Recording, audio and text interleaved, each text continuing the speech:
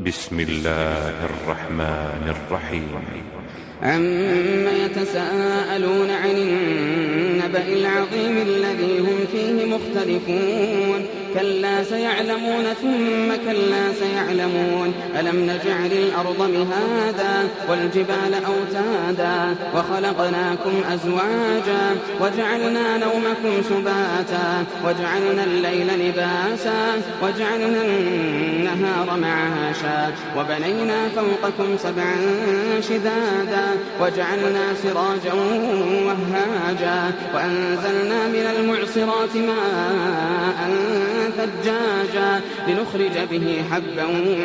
ونباتا وجنات ألفافا إن يوم الفصل كان ميقاتا يوم ينفخ في الصور فتأتون أفواجا وفتحت السماء فكانت أبوابا وسيرت الجبال فكانت سرابا إن جهنم كانت مرصادا إن جهنم كانت مرصادا للطاغين مآبا لابثين فيها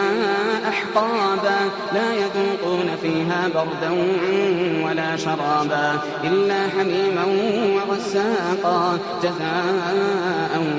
وفاقا إنهم كانوا لا يرجون حسابا وكذبوا بآياتنا كذابا وكل شيء أحصيناه كتابا فذوقوا فلن نزيدكم إلا عذابا إن للمتقين مفازا حدائق وأعنابا وكواعب أترابا وكأسا دهاقا لا يسمعون فيها لغوا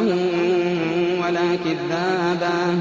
جزاء من ربك عطاء حسابا رب السماوات والأرض وما بينهما الرحمن لا يملكون منه خطابا يوم يقوم الروح والملائكة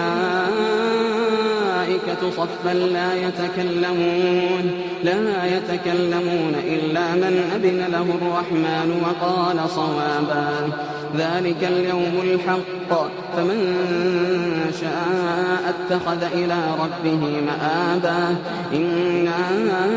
أنذرناكم عذابا قريبا